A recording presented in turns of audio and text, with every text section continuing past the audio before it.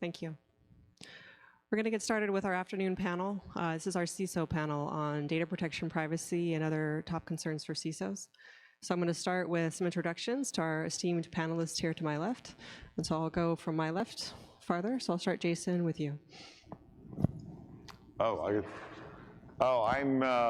Jason Street. I am not a CISO. I am here as the thing CISOs hate the most, probably. I'm the wrench with the monkey and the gum on the shoe kind of thing in the works. So I think I'm just here to aggravate the other two panelists. So sorry about that in advance. To be the CISO foil, yes. Yeah. Hi, everybody. My name is Giovanni Capriglione. I'm the Texas State Representative for Northeast Tarrant County. I'm not a CISO either. At worst, I'm from the government, but I'm here to help on cybersecurity and cybersecurity issues. From the government, here to help. Yeah, that's exactly right. That's what we do. Thank you. John? Yes. Can you hear me? Not as much as I should. Press. I think. Goes this way? Okay, is that better? So I'm John Bordley. I'm from Worldwide Technology. I am not a CISO either. I'm a client executive, and I support our customer at the National Security Agency. Thank you. So we're going to start with basically a softball question on big trends. So as you look across some of the big tech trends that we see today, and I'm talking things like digital transformation, big data, automation, artificial intelligence, take your pick. So what do you think has the most potential to help the security office today? Or what trend do you think is really not getting enough attention and it should be? So maybe John, I'll start with you. I'm sorry, I can barely hear your question. The question is for, if you think about the big trends of today, so starting with things like digital transformation, big data, artificial intelligence, automation, there's a number, take your pick. Which one do you think has the greatest potential to benefit the security team, the CISO's office today? Or is there something you think that just isn't getting enough attention that should be? I think big data and the orchestration of big data. There is so much that has to be collected in order to evaluate what's going on. So you have an automation issue with that. That and the orchestration of all the tools that are available out there to CISOs today. There is just simply no way you can go at this problem with manpower. You're going to have automation in there behind the works to support it. Thank you. For me, it's interesting talking about new technologies when some of our state agencies, in Texas we have 220 state agencies. One of our bigger ones and one of our more important ones is the Railroad Commission, which does oil and gas. Their mainframe was built in 1968 and is still running. Our Department of Family Protective Services has equipment from the 1970s, and they spend about 60% of their IT budget on COBOL contractors and other consultants. So I'd like to be able to get to the point where we're talking about whether we should choose AI or some other technology. But I think for us at the state, and probably for others, it really gets down to basic things like, do we have good compliance and oversight, but also communication between different departments.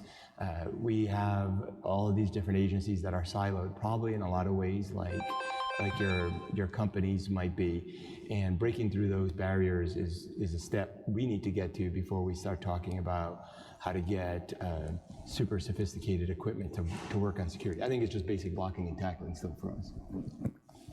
I think the thing that's not getting enough play is we keep trying to get technology to solve our people problem instead of getting our people to solve our technology problem. It's like, I think educating users and getting them invested in being part of the security team, which they don't understand they are because we're not taking the time to educate them on that. Because they think that big data or machine learning or AI is going to be solving the problem, so they don't have to worry about it. So let's click all the links and see what happens. I think that's what's causing a big problem. It's like because they don't see the repercussions of what their actions are. So I think it's before we get involved in what technology we need to get invested in, we start investing in the people that are already there first, and then go from there. So that's a great lead into my next question, which was that CISOs today, security teams, have a great responsibility to build cybersecurity awareness with their business partners. They have to build bridges to people in the other parts of the organization. So what do you think are some of the best practices or ways of building those bridges to communicate with people in other parts of the organization? I'll start with that. I think one of the biggest ways is to get information security to understand just exactly how bad they're failing their companies by not educating and bringing on board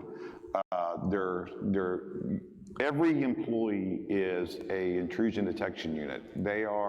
They do the same job over and over and over. If anything goes wrong or goes unusual, they're going to detect it first because it's part of their daily job. But are they empowered or educated to actually report that kind of incident? Do they know who to contact? I was robbed at a bank in Amman, Jordan, and the manager knew that I wasn't supposed to be there, and I was agreeing with her that I wasn't supposed to be there the whole time, installing malware onto her machine, and because she didn't know who to call. She had no idea who to call. She didn't know who to talk to. So I just kept doing it, smiling the whole time. Yeah, you're right. I shouldn't be here. We should definitely call someone. Do you know who to call? I'm not supposed to be here and doing this. It's like, if you don't know, then you should be calling someone, because I shouldn't be doing it. And I just kept doing that. And it's like, because they did not know who to call, and they didn't feel empowered to actually stop what was going on.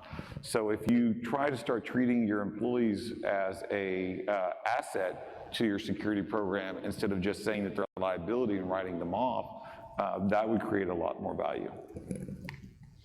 About maybe 4 or 5 years ago is when I really started to focus on cybersecurity and other issues. And I have a tech background, but really what kind of got me involved in marrying that with legislation is we were in a political fight, and one side had hired they ended up spending about $1 million to hire PIs and other people to kind of follow us around, right? They had the hidden cameras, the microphones, the telephoto lenses everywhere we were going. And as part of them doing that for 6 months, at one point they come into all of our offices. Our offices are in the Capitol. We are publicly available, so anybody can come in. And they dropped off a bunch of USB sticks while we were down at the Capitol. And of course, my staff knows not to do it, but at that time, I was like, hey, does anybody know the potential risk here, right? Mm-hmm. And what I discovered was that at our Capitol, we have physical security, right? We have DPS that will come in a moment's notice, but no one was getting shot, so that didn't apply.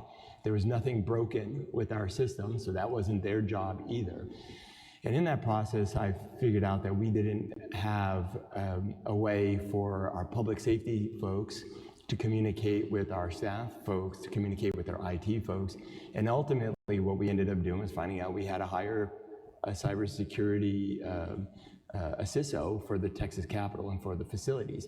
And now, as part of that, he, in this case, has to sign off on all the plans and all the programs and so on, and so that he knows that he is responsible for any attacks or anything that's going on there. And so now putting that accountability on an individual now makes it his job to go and find out how he can work with DPS and how, because at the end of the day, it's his signature on the line. Well, that's very interesting. I've recently had lunch with the COO for Constellation Energy, and their biggest concerns are of those natures and legal compliance. But what they've also identified is insider threat. Mm-hmm. Is a huge problem. They see that as the biggest threat. They don't see attacks from the outside coming in, but compliance and the compliance and the actual establishment of policy is a big problem there. So in this case, when humans are such a big part of the equation and there needs to be some persuasion, of the organization that security matters, what do you apply to your value analysis, or what do you try to help clients or customers apply to their value analysis for how they should value security and do something about it? Can you repeat that? I'm sorry, I can't. So when you look at think broadly about like ROI of security, and an organization is trying to put a number on, well, how much are we going to invest? What is it for? What does the value analysis look like, and how do you help them with that so that they start to place greater importance and, more importantly, budget dollars on it? Sure. So I have decided that I want to work and specialize on this field. In the legislature, there's doctors, there's lawyers, there's others, and so I've been working on cyber and IT issues. So we have in Texas a biennial budget, which means it's a 2-year budget that we do at the beginning. So we'll show up in January, we're told how much money we can spend, and then by May, we've got to write the budget for the next 2 full years. And so this session, I was the subcommittee chair for appropriations on anything computer related or IT related. And so it's an interesting topic because the answer is how much do we decide? For me, it's how much I can get, right? We decide our priorities based upon what voters tell us, right? And so if voters say, you know what, we need to make sure that we can fund healthcare more, we can fund roads more, and that kind of stuff. But what we have been able to do in Texas is dedicate more and more of our efforts towards funding improvements in IT and in cybersecurity. We have at any time about $10 billion in IT contracts, but I'll just explain kind of the problems that we do it is, since we have a 2-year budget, what that means is we'll go and we'll get an IT assessment done in, let's say, our agencies, and we do it on a calendar. So we'll get about 20 or 30 to start doing it each year, because that's what we can set aside for it. It then takes about 3 months to do the full assessment, and then those folks will say, okay, this is the kind of equipment or the kind of people that you need to buy. Well, then they have to wait until we show up, starting in October, November, to start getting it. We show up in January, then we approve or not approve it. Then by May, we say yes, and then they have to go out for a public bid, okay? And that might take another 6 or 9 months before they do it. So from the moment that we identify that there's a need, a critical need in one of our agencies, to when we actually fund it, if we do, it's about 1.5 years is what it takes. And in that time, 2 potential problems are: 1, the issue is still there, but 2, since we're a public government, a lot of that information gets disclosed to folks who now know what some of our main issues are. I'd be curious to see what percentage of that budget actually is dedicated to cybersecurity. When given, it can be treated as the redheaded stepchild, when it's just not the sexy thing that is going to get the results they're going after in terms of mission focus. How do you convince them that they need to invest in? Well, I think we're a lot of information security departments have a problem with is trying to communicate to executive management what those are, because we get this fallacy that we have to try to get executive management to understand what the problem is in terms that we understand, because we're tech and we know better and we know what and that's not going to work. It's like we need to start communicating in ways that executive management understands. You can't keep going to the budget, at the end of the budget, and say, at the end of the year, say, hey, we need $2 extra million. Notice how nothing happened, really big happened last year. Well, if you want nothing else to happen next year, it's like we need this much money.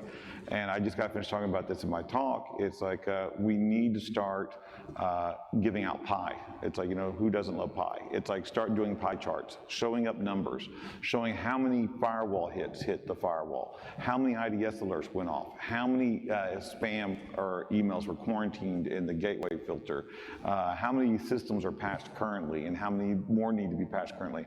Those are like nonsensical numbers at first, but what they do is they generate hard evidence that something's going on. It gives tangible proof that there's an issue. And once you have that, you couple it with Target and Sony, and you bring up hard evidence of how much a company has lost that is not you or not your enterprise, and say, let's not be these people. It's like Target lost over $300 million. It's like Experian lost over 20,000 identities. It's like being a state legislator, it's like, you know, it's like our citizens' poll information was opened up, or it's like, or the tax data was left open and exposed on the server. It's like you show them what tangibly could happen if this stuff is not addressed, give them numbers showing that you are doing something and something's actually being done, and then you work with that to try to get that budget budget approved.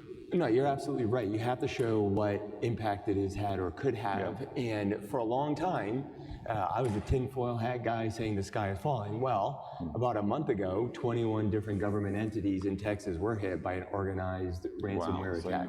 The ransomware attack hit mostly law enforcement. It was the first time the state stood up its computer Texas Military Department division to go and help in that assistance. We saw actual physical damages to these organizations. And so the good news, okay, in a way, is that it's going to be a lot easier now for me to go. There usually has to be something for that to happen. There just has to be. It's like, I mean, and it's unfortunate that's the way it is, but you have to build off that. Sure. It's like, don't let it 2 years from now and it be a faded memory and people forget. It has to be something that's be constantly reinforced. Remember that one time when we got all knocked offline? Yeah, that's it. That's great. So I think let's look at getting ahead of these attacks and threat intelligence and the sharing of threat intelligence. And so the question is, how important do you think threat intelligence sharing is across organizations? And how do you see CISOs or security teams go about doing that today? And maybe Giovanni, I'll start with you. Are you talking about sharing information across enterprises or across from businesses to others? That's an interesting question because the agency that I support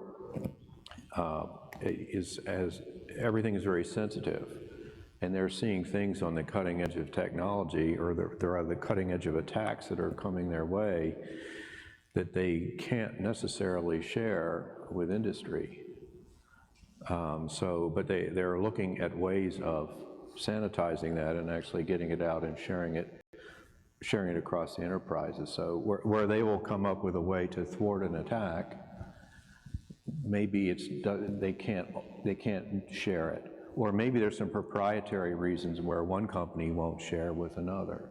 So these are boundaries that we're going to have just because of the nature of business in the United States today. So I guess consortiums of CISOs are going to share this information with each other. Or regulation, I suppose regulation is going to have to make them accountable. I would say from an information security standpoint is incorporating an incident response plan to start actually open communications between the different departments. It's like, understand that there are certain tasks that it's not just, we have the old model of incident response and disaster recovery is, HR, executives, marketing, it's like for PR, and the IT department. Start understanding that each department has to be involved in it. Each corporation has to be, if there's a major thing, especially when it comes to like on the grand scale thing, like with different industries, it's like there's InfraGard, which is like trying to get involved with all these different private sector in case a huge catastrophe occurs or something like that. So they're trying to get that involved. And it's based on incident response. We don't like to talk about that part because that's the scary part where something bad's happened, but the whole point of information security is to prevent it by acknowledging the fact that it can happen. It's like getting the executives to understand that something bad can happen and it needs to be responded to, and getting these other departments to understand that, hey, they're part of that if something bad does happen. It's like, I think that's where you start getting them and start doing tabletop exercises, start having exercises where you're actually communicating and having an actual meeting before the bad thing actually happens, and start actually opening up those channels of communications. It's like, I shouldn't have to go look through a book to see who's actually involved in this. It's like, I should be able to know, I've met, Barbara, she's head of this department. It's like, I can go talk to her when it happens because we've already established that relationship. It's like, oh, I know John over here is this. It's like, I know Bob does this action. It's like, let's go and communicate with these people. It's like, because we've already established a relationship, not like, let me find the number, let me make sure it's the right number, make sure it's something that's supposed to go on. So I think we just need to develop more of a communication thing before an actual event occurs. For us here in Texas, over the past year or so, we've been hit by a variety of really tragic massacres, quite frankly, at schools, in El Paso and Odessa, even more recently. And so what we've done is we've created this committee. It's got a long name, but basically it's about mass violence and mass violence prevention. And this is one of the things that, you never even planned on working on. And so in this process, earlier today was one of our first hearings in, in Dallas. And we started having this conversation about how do you share these threats from one organization to another. And in our case, that's an organization called Local Law Enforcement and another organization called social media companies. And so there was an example of something where in Dallas, someone had gone on Twitter, and as part of this Joker, the movie that's coming out, as part of that, they saw this tweet where someone's like, hey, I hear there's gonna be a whole bunch of girls at the 10 p.m. showing at this Dallas movie theater, and put a kind of scary picture of a clown on there. So that kind of raised some red flags, and some people started to report, at least that initial part, to the police department. Well, the second post by that individual was he had covered his face in makeup to look like the Joker, and he had a handgun that he was holding by his head, and he said, I'll see you guys all at 10 o'clock. Okay, so what we've discovered is that there was not any good communication between the Dallas Police Department and Twitter and how to actually access that person. It ended up taking about 16 hours, okay, which is about 14 hours after 10 o'clock. And for us, what we're trying to work on, and it may just come down to regulation or laws, and saying, hey, there are certain situations where we're going to require this information. We're going to obviously, respect the Fourth Amendment and our Constitution and have probable cause, but we have to have a standardized way where we can contact not just Twitter, because today it's Twitter, it's Facebook, it's whatever. There's going to be a standardized way where law enforcement or wherever else that needs to get access to it can have a direct, constitutionally protected line to get those threat assessments and share it, and then figure out quickly if that was a real threat or just, a prank or what have you. Oh, thank you. So I guess we're very good at post-event forensics. Right.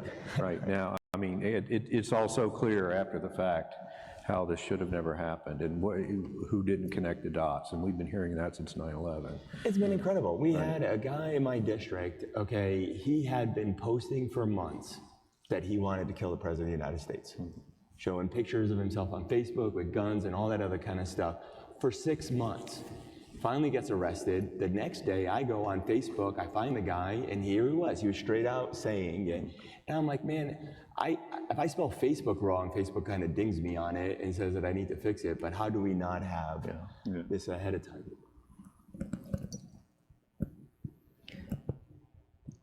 It's an intense topic. Okay. To switch gears a little bit over to the talent side, so the people that are responsible for trying to prevent these attacks. So what technical and soft skills do you think security teams really need to develop? Maybe Jason, I'll start with you. I think one of the biggest skills that is lacking in information security is just human interaction, empathy. It's like understanding that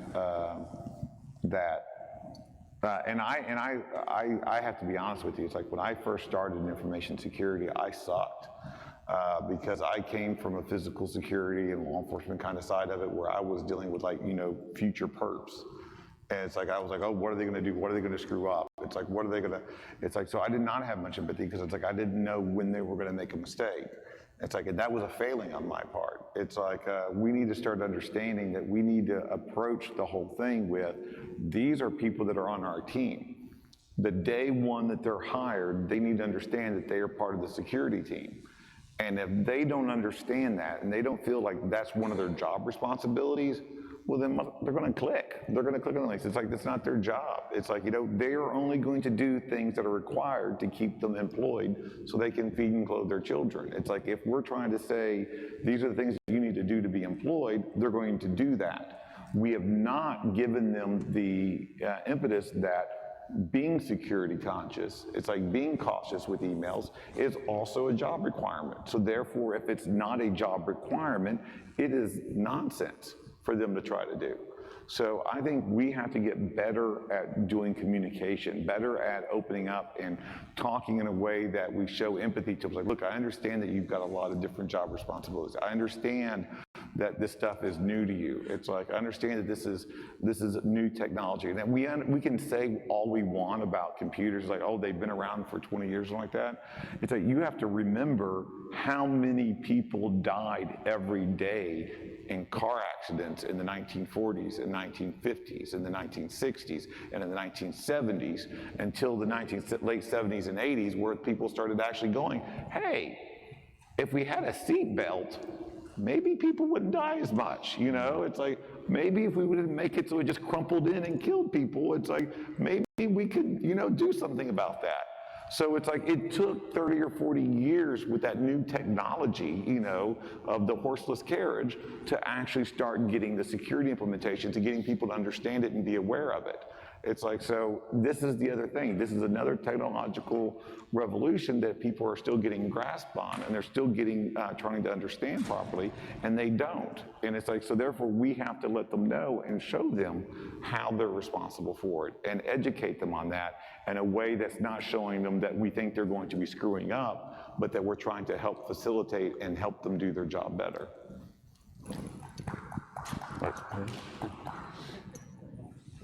I think that's right. I mean, I think if you ask the average person in their job, let's say I'll take an example from you at the bank, what's your job? It's to support the customers, to make sure that I, you know, give them the right amount of money. It's that I go and listen to the boss.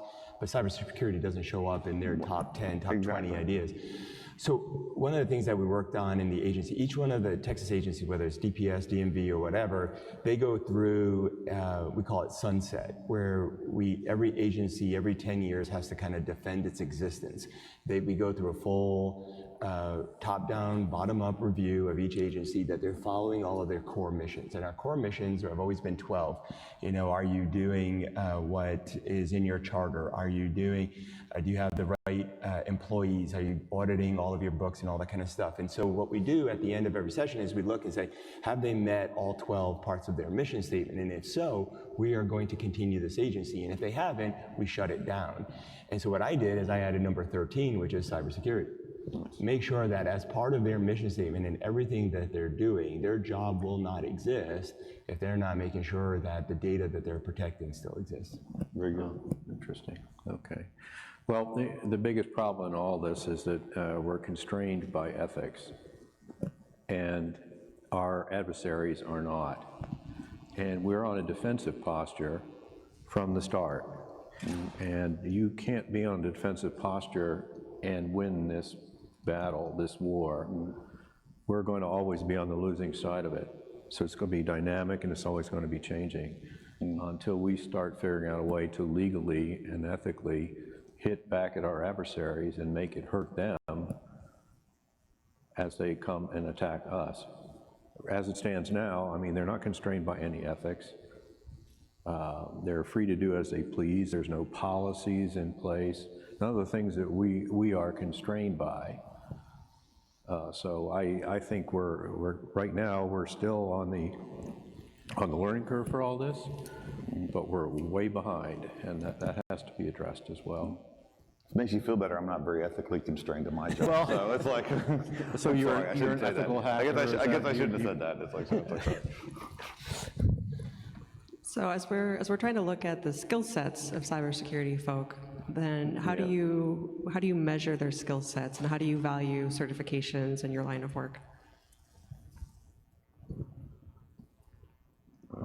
How do we value certification? How do you value certifications? I don't. I think, don't get me wrong, I think certifications are very important when starting out. It's like, and especially for me, I wouldn't have been where, I'm a high school dropout who's never been to college, so it's like I would not have probably gotten the job if I didn't have some kind of cert behind my name with the letters. So I think that's important, but I think what we need to start focusing on is not just what letters you have or what diploma you've got, but what can you actually apply when you're there. It's like, I think we rely too much on people's, passing a boot camp and a course and not the ability and the adaptability to learn. It's like, so I think that's what we need to start focusing on. If I was ever interviewed with a question and someone told me, it's like, if I didn't know that answer, it's like I would not go and say, I don't know. I'd be like, I have no clue. It's like, but I can learn. Give me an hour and then ask me again. It's like, because I have the ability to learn it. I have the ability to adapt to it.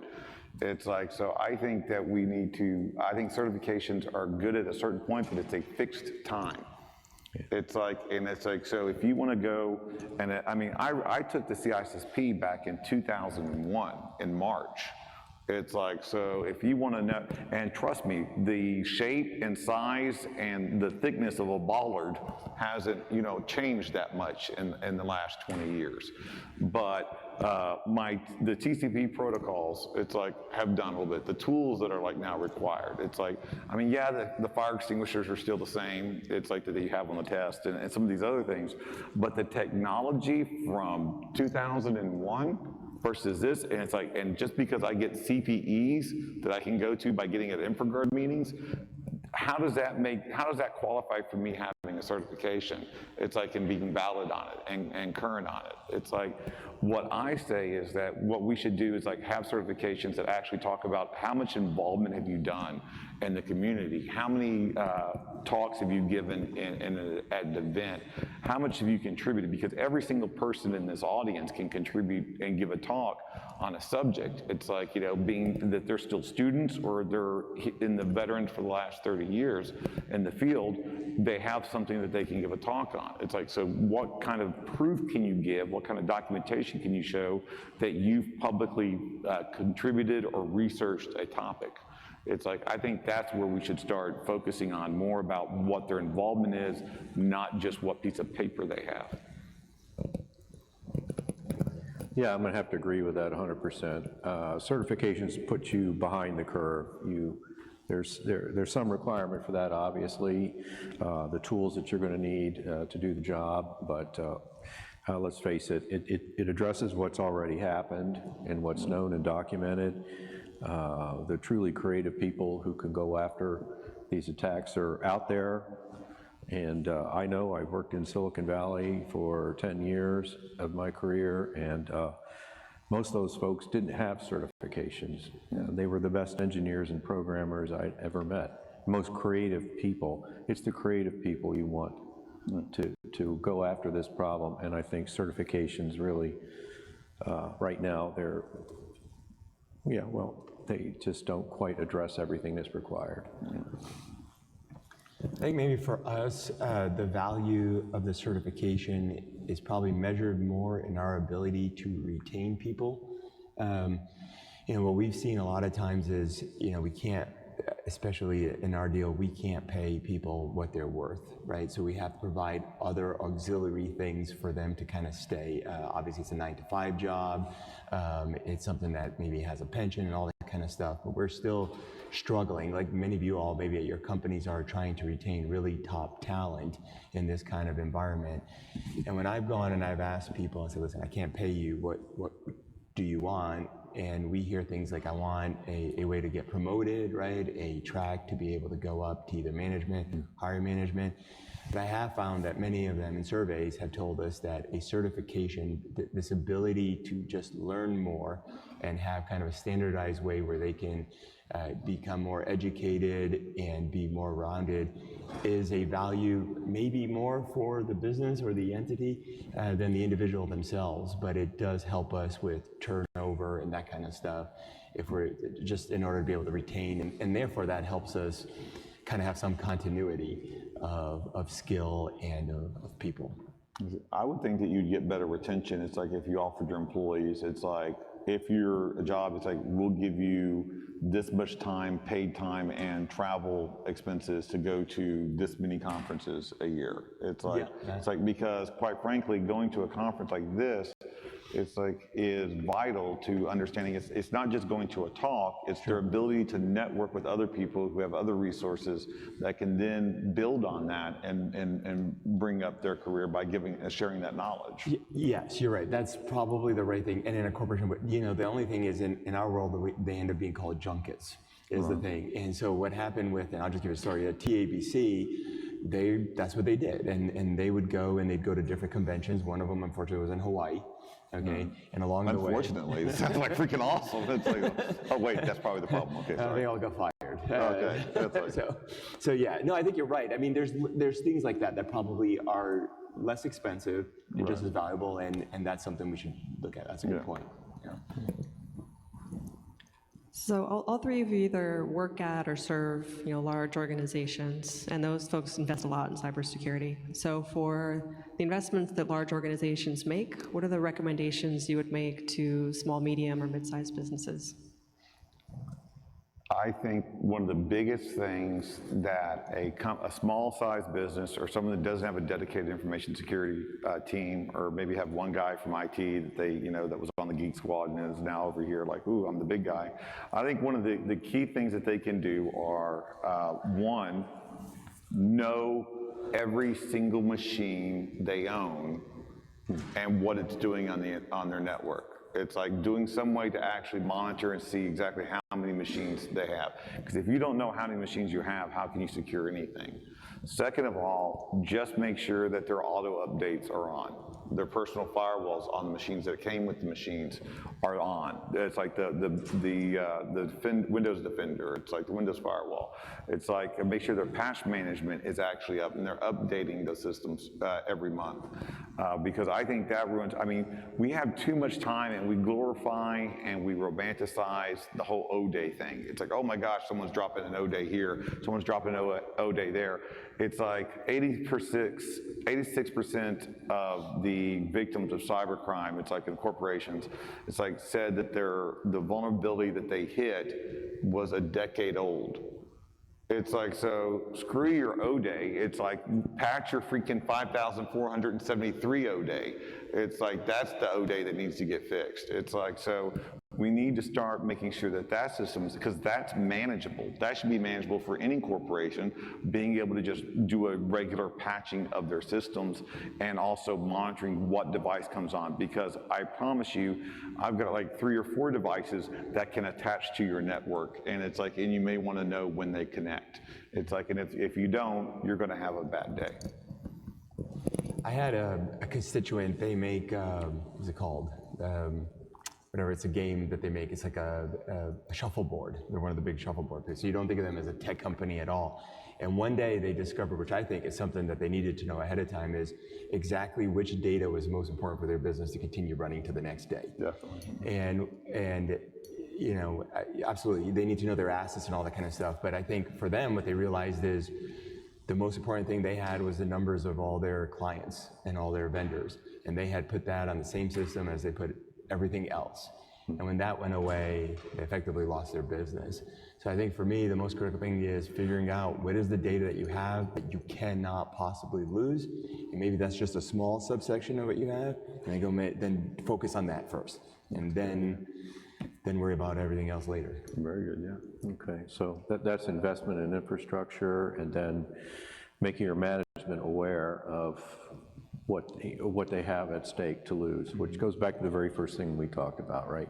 Making the decision makers understand what this means to the bottom line. So surely somebody who's making shuffleboards there, they may have come from a time when they didn't even have computers. They did everything on paper. They're not going to understand that. It's going to be hard for them. That's very, very important. Oh, thank you. This has been really insightful. So I think maybe we'll close with just a final thought from each of you, and then if there's any questions from the audience, we can maybe take a couple of those before we close. Okay, like I said, I thought this is always going to be a problem that plagues us as long as we are, in the structures we work in, and we are the legal constraints that we have, and the fact that we've postured ourselves on a defense. And so we're always going to have this problem. We need to go and rethink a global strategy for attacking the attackers that are coming after us and being better at it than they are. And I think that's the only way that we're ever going to win this. And we keep bolting on more and more defensive firewall here. We're even getting down into the silicon where we're bolting on, and we're just bolting on defense. That's it. And any military leader can tell you, any defense can be overcome. Any fortress, any rampart can be stormed and overcome. You have to go on the attack if you want your attackers to be vanquished.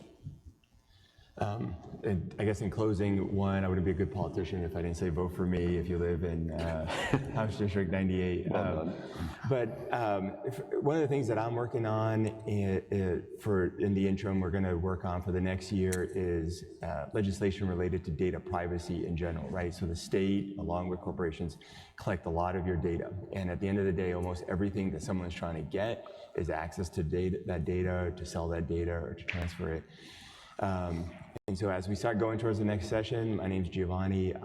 I'm not an expert at this, but I take ideas that people have, especially folks that are in this industry, that you think the government is doing wrong or not as good as it should be, and we're here to help, right? We really are. That's what I said to start with, and I was being sarcastic then. But the reality is, what our job is to go and to help public safety and improve our security here in the state. To the extent that you do have ideas or concepts, it's my job to take those and to get them implemented for the state. I would say it's like, I'm tired of the dancing gerbils winning. It's like, because if I send you a link saying that there's dancing gerbils on the other side of that link, it's like, it doesn't matter what the technology says. It's like, you can have the thing that says, hey, this looks like it's going to a suspicious site. Do you want to continue, yes or no? And the user is then going to be, the human element is still going to be able to go and say, well, there's dancing gerbils, yes. It's like, we have to get it where we stop our dependent on the technology trying to protect the human. We need to make it where the employee and the human knows that's not going to work. We need to not click that. We need to say no. It's like, I mean, the blinky boxes have gotten more advanced. They got blue lights instead of red lights now. That's great. But it's got to be more advanced on actually focusing on what the human's doing and what the human element is, and that they're educated on protecting themselves. It's like, and why it's interested to them. It's like, if they're still getting hit with scamware at home, if they still don't know where their children are doing online, if they still don't know how to secure their television or their Wi-Fi router, then why do you think that they're going to take time trying to secure your stuff? It's like, you have to teach them how to protect themselves at home so they can bring that kind of security consciousness to work, because they're never going to care about your data. That's fine. Thank you for the strong closing. That was awesome.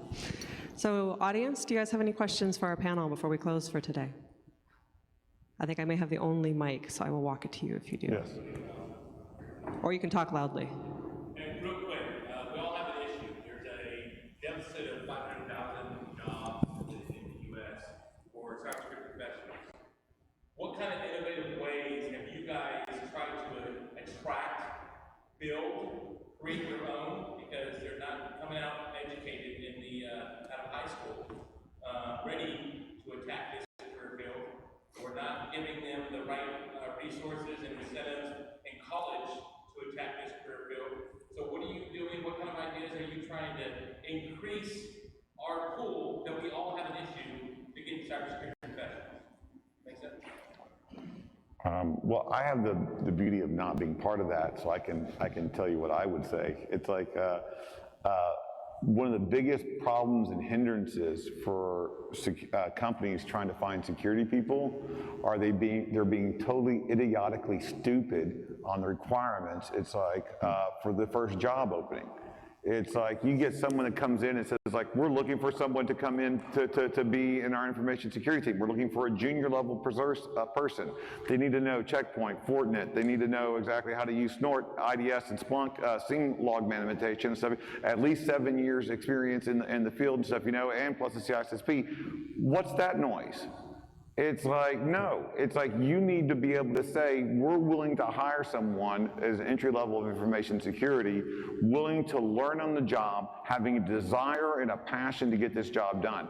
It's like, I am tired of people going into college and doing selecting information security as their field of choice because it's going to be a good money opportunity. It's like, I mean, yeah, it's a good money opportunity, but if you get into information security because you think it's a good career choice and it's like it's going to be a 9-to-5 job, you're going to suck so bad at your job because the people that you're attacking are having a blast. The people that are coming at you and robbing you are having a field day. They're playing playing Xbox while they're waiting for the download and stuff, you know, the latest malware. It's like they're having fun. It's like, and you're looking at it and approaching it like it's going to, no, you need to find people that have a passion for it, who may not have a clue about what's going on. It's like I started out as a help desk. And the guy says like, hey, you want to do information security? And I'm like, yeah, sounds like awesome. I love going after bad guys. Let's do it. And it's like, people didn't shoot at me as much. So it's like, awesome. It's like, so that's something that you have to incorporate. It's like, stop trying to say that they have to all these requirements and start teaching them those requirements. Show them what they need to learn and what they need to have, and let them go and do it. And if they can't, get rid of them, and because there's going to be 100 other people to replace them that have that passion and that drive. But stop with these stupid, needlessly dumb requirements before they even get a chance to prove themselves. Yeah, I see this in my job every day, where we have to recruit to fulfill a billet for a government customer, and the requirements that they put in front of us are frankly ridiculous. Yeah. How do you have 20 years of experience in this? It doesn't exist anywhere. They want purple unicorns to come in and do this, but in this structured environment. So, right, this is a ground-up issue. So, yeah, I like your approach very much. I think for the state, obviously, we have workforce training, we do computer literacy, we're trying to put that. One of the things we worked on, for instance, was there's a mandatory requirement to learn, have language classes, and it was always Spanish and English. We've added computer programming as one of the languages that'll help you graduate. We've put more and more computers. We have more STEM schools, and from the elementary level on up. But I'll also say this. We are at the lowest recorded unemployment in the history of Texas. We're at about 3.1%. DFW area where I live, we're at 2.8%. No one can get a job. And right now, if you go to, no one can hire anybody easily. In West Texas right now, in the Permian Basin area, we have teacher shortage of about 200 teachers in their school district, because they make a heck of a lot more money working in the oil fields than they do in the school. And today it's a challenge, whether you're a welder, whether you're a cyber security professional, it doesn't matter. You're going to have a hard time getting anyone to work. My favorite anecdote was I applied for an auditing firm job. It's like with E&Y, because I don't care if you know. And I think it was hilarious, because it's like I went through all their interviews, all their technical interviews, went through everything. It's like, boom, it was all good and golden. And then it came down because I didn't have a bachelor's degree, well, because I had zero college. It's like, and no desire to get any, they wouldn't hire me. It's like, and then the funny story is like, then about 7 years later, I go take their E&Y extreme hacking class in New York, and during that, I found a vulnerability in one of their MySQL servers that they had internet facing, that they were part of the class that they didn't realize was actually internet facing, and that, I was like, oops, sorry. It's like, you know, it's like, should have had me on your team first. But yeah, so it's like, that stuff shouldn't be the thing. It's like, it's based on what the person can know and what they can learn, not what all this other experience that they can actually get with your company. Because I mean, who do you want a guy who start your job that it's like, no, this is the way I've always done it. It's like, or wouldn't you like to have someone that you can go and you can train, like, this is the way we want it done. This is the way we think it's efficient. This is what our programs run. And that way you can actually build that up instead of trying to have to tear down what they've learned before so they can learn the processes that you're familiar with. Thank you. There's another question?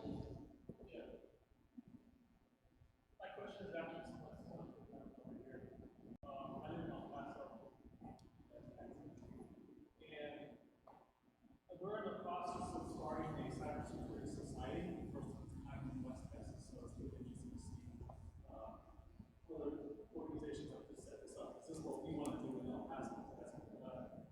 One of the things that we want to focus on is doing community outreach training to elementary schools, middle schools, high schools, other individuals who aren't in the field, connecting with individuals who are in the field. One of the things that we're seeing is within the schools, and you mentioned it earlier with regard to STEM and so forth, not only training of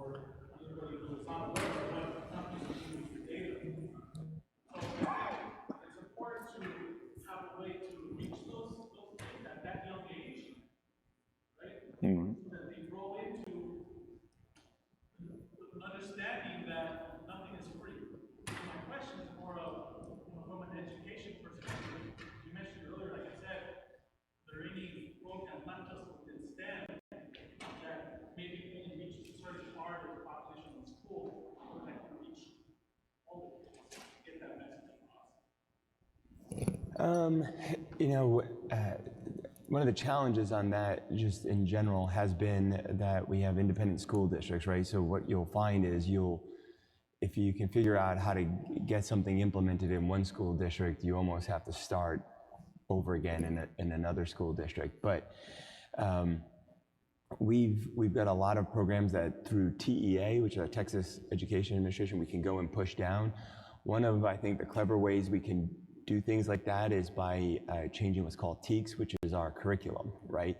If we can, and I'm happy to work with you on that. I mean, if we can start, I mean, our curriculum, if you look at it, some of it is so dated, it's not even funny, right? I mean, it's like, I mean, it's kind of embarrassing, parts of it. And when it shows up in the news, it's really embarrassing. But if there's, the way to change that at the fastest level is to start working with TEA and with your state rep, if you're in El Paso, then through TEKS and through the State Board of Education is the way to do that. And I'll say, when we said, how do we go and get stuff done? Sometimes cybersecurity is a way to say to get it done, but today, especially in El Paso, unfortunately, if you put it in the realm of this is about safety, this is about whether it's school safety or to prevent mass violence or to stop anti-domestic terrorism, and put it in that, I think you'll find doors will open quicker. I'd like to interject a little bit. Also, it's like, as the DEF CON Group's global ambassador, it's like I've worked with DEF CON groups all over and trying to get them more involved with actually going into schools. It's like, but not by themselves, because that's really weird having a hacker guy in a hoodie come up to your school saying, hey, I'd like to talk to your kids about some online safety.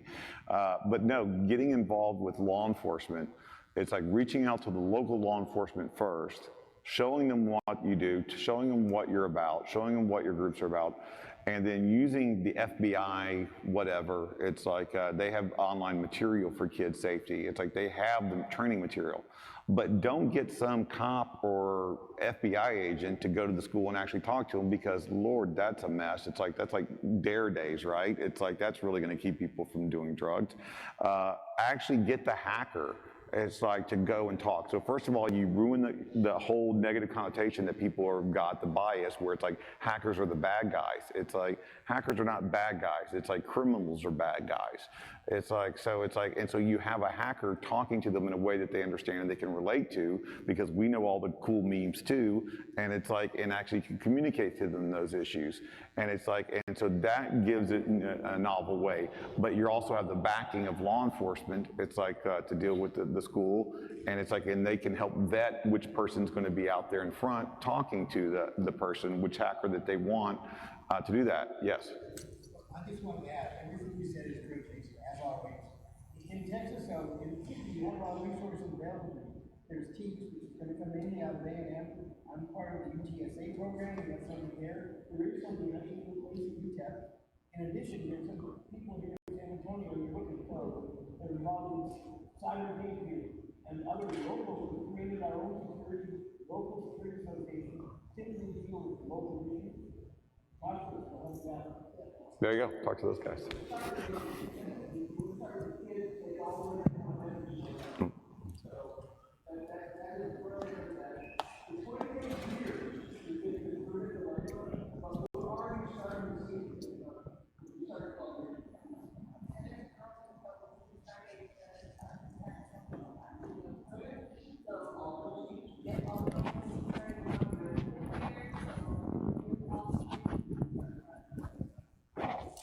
Thank you. Just a big round of applause for our speakers for today. Thank you very much. You're amazing. Thank you. Thank you very much. Nice meeting you. Yep. Nice meeting you.